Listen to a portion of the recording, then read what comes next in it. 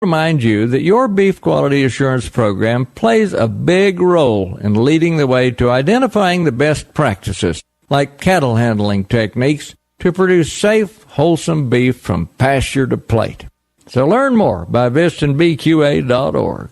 Paid for by the Beef Checkoff. Today's report brought to you by your Beef Quality Assurance Program, BQA, because it's the right thing to do. Learn more at bqa.org. Randall Wiseman, Southeast AgNet. All right, thank you, Randall. 12 minutes before 11 o'clock. Thank you for tuning in this wet-looking Thursday. I have to always think what day it is.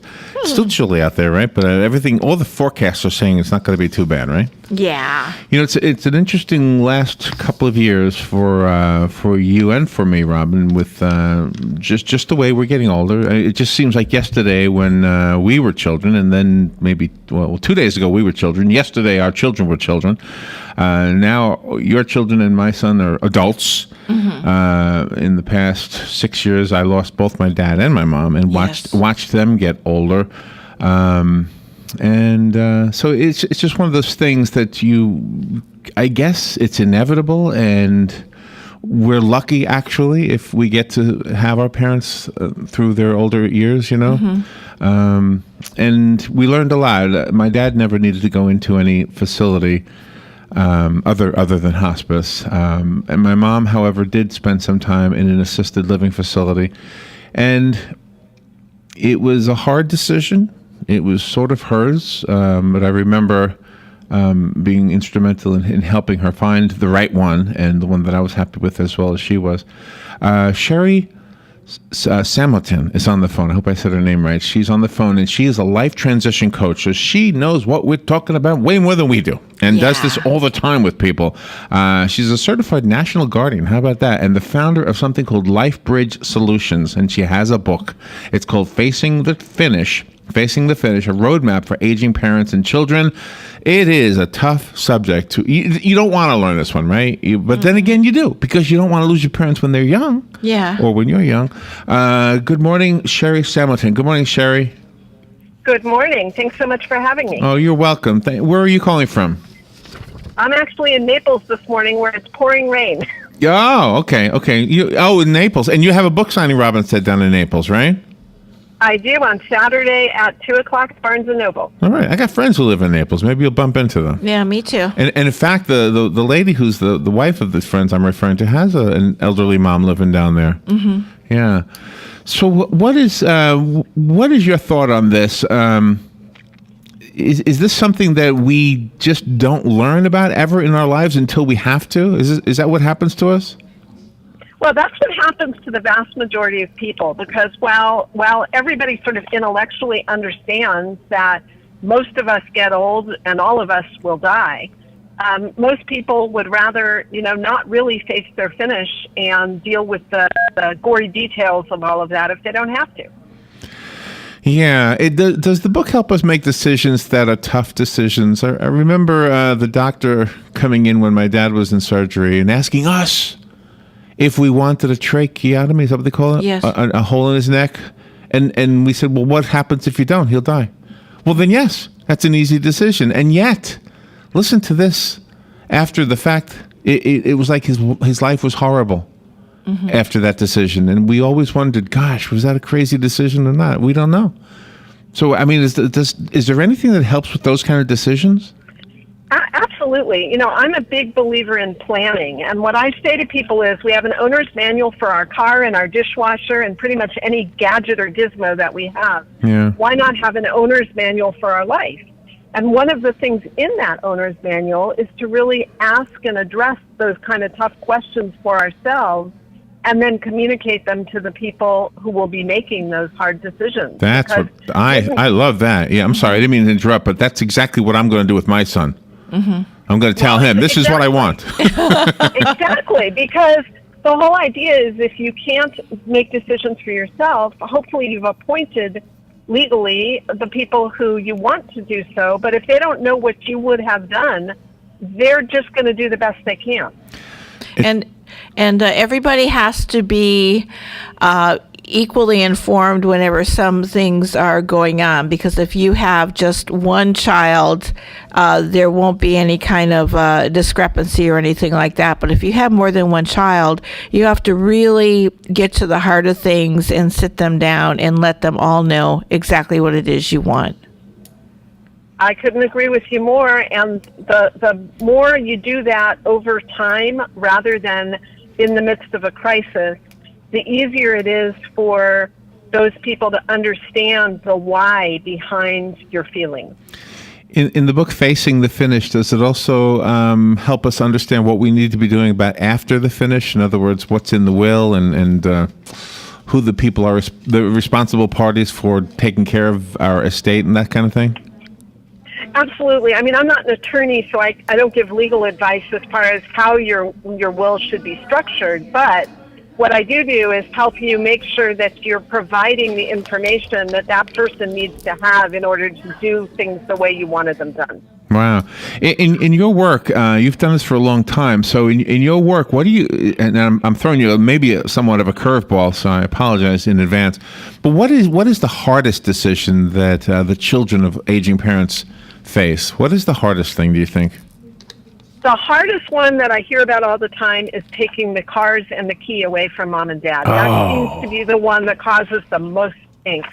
Oh, I hope my son never does that to me. He'll have to be your chauffeur then. Oh, man. Is he going to stop me from hiring a harem when I get out of my mind? Oh, there you go. All of a sudden, I think I'm 16 again. Money always seems to be a huge issue, too. I mean, you hear of people getting power of attorney, and then they sort of are in control of the money and everything, and they just like dole out stipends to their parents while keeping the rest. Well, that can happen. And, one of the sections in the book is called, whose life is it anyway, how to choose a fiduciary. A fiduciary are the people that you're entrusting to be your power of attorney and your healthcare surrogate and so on. And there's actually a way to think about who do you choose. You don't necessarily choose your oldest kid just because he or she's your oldest kid. Maybe your children aren't the best choice. And so one of the things that's really important to think about is how and why you're choosing your people. You know what happened for me, if you don't mind me sharing? I am the middle child of five. And at the time that my parents decided to make their will, they made it because they were flying to an island off the coast of Portugal where my eldest brother was stationed in the Air Force because he and his wife had a baby. So my parents were flying over there, and they were worried that the plane was going to crash into the ocean. So that's when they made their will. And that's when they named me to be the executor. And so they named me because the other brothers were in California, in Oregon, on the island. And everybody was far away, but I was here.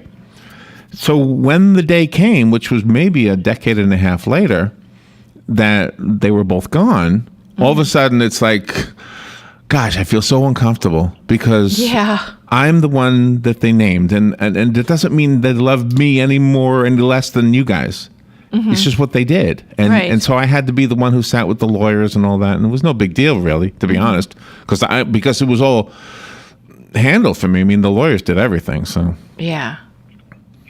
Well, and if you're in a situation where you're lucky enough that the family dynamics are such that your siblings sort of accepted that, then you're one of the lucky ones. But very often I work with families where mom or dad has selected one to be the executor, and everybody else is angry about that. Oh, no. And contest things and can really make it ugly. And you know what? All of that could be prevented if, in addition to making the decision who to name, mom and dad had actually communicated that when they were living and explained why they made the choice they did. You know, that would have helped. That conversation didn't come up in my case, but fortunately, as you perceived and correctly perceived, we didn't have that circumstance.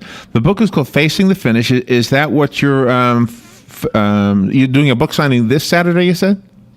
Yes, this Saturday, February 1st at 2 o'clock.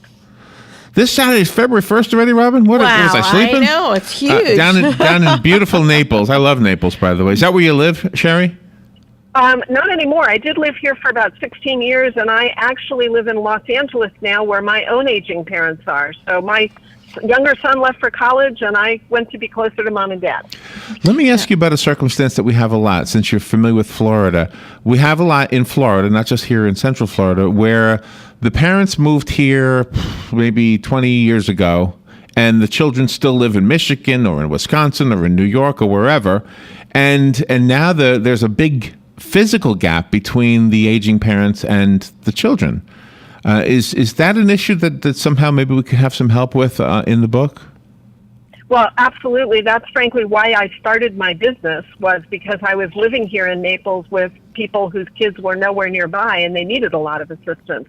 So a lot of what the book talks about is how to create your team, the kinds of people who are available to you, many of which are professions people have never heard of, like geriatric care managers or senior move managers or daily money managers or life transition coaches. People don't know that we exist. Hey, right. I bet they do. And if you do, you can build a team so that if you are a long-distance caregiver, you can really provide that support. Okay, so in other words, you're a life transition coach, and if I were in Michigan and you were here and my mom was here, and nobody else was here, I could go to you and have kind of you be my surrogate family member. Exactly, kind of the team captain, and organize all of the different things that are needed to keep mom or dad safe and as independent as possible. And now, how about people that are on government assistance and they're put in the system, so to speak, and they get all these different benefits and things? What happens when? How can they make sure that whatever small amount of money they have goes to their children and not to the state? Well, that requires planning very early, because most of the programs have a 5-year look back. So you have to consult with an elder law attorney and make sure that you're working with someone who is an elder law specialist, not just a trust and estate attorney or not the guy that handled your real estate closing, but an elder law specialist, because they are experts in public benefits like Medicaid and VA benefits and so on, and they can help structure what you do have to preserve as much of it as possible for your beneficiaries. And having gone through it, it is really good advice that you're giving. It makes a lot of sense. You know who else helped out a lot in my case was the folks at hospice. Yeah. I mean, we didn't want to hear that word hospice, but when the folks who actually work with that name, that's their name, hospice people, they were outstanding. They knew exactly what to say, what to do. They were sweet. They were always in touch with me. Oh, yeah. And that's my experience as well. People resist hospice because they think that it means giving up. Yeah. But really what it means is getting all kinds of help, not only for the family member who is ill, but also for the rest of the family who are trying to deal with all of it. Yeah, they knew what to say, and they knew how to guide us. Sheri L. Samotin, thank you for being on the air with us. The book is called Facing the Finish. If you're in the Naples area on Saturday, go to the Barnes & Noble at 5377 Tamiami Trail North.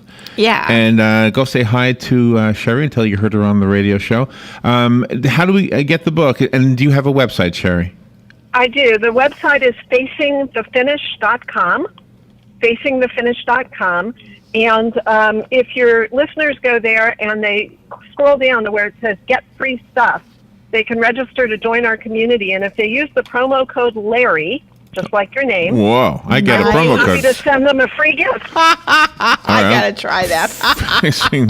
Facing the Finish. Let me type it in here. Finish.com. I'm going to type Larry. I'm just looking. I'm trying to see what you look like. Sheri, thank you for being on the air with us. And there you are. Oh, you're cute. There you are. You got your tweeter thing there. Okay. Well, you're young. All right. Sheri, thank you for being on the air. Thank you, more importantly, I guess, for what you're doing, because that's more important than being on our little show. But we really appreciate the fact that you were on our show. Well, thanks so much again for having me, and happy to be here. Good luck with the book. Thank you. We'll take a little break. We'll be right back. We're listening to WOCA News Talk 1370, Ocala's source for what's happening in today's hottest, up-to-date news and topics. This is a public notice. Local residents can now save thousands of dollars on their next car, truck, or SUV. It's not a tent sale, because no tent is big enough to hold this many cars. It's OcalaForSale.com. Say goodbye to sticker shock. OcalaForSale.com has thousands of vehicles with no stickers at all. But hurry, don't walk, don't run. Just sit down and log on to OcalaForSale.com. Prices and inventory change daily. Offer does not include dealer upcharge, undercutting, rust proofing, factory surcharge, or delivery fee.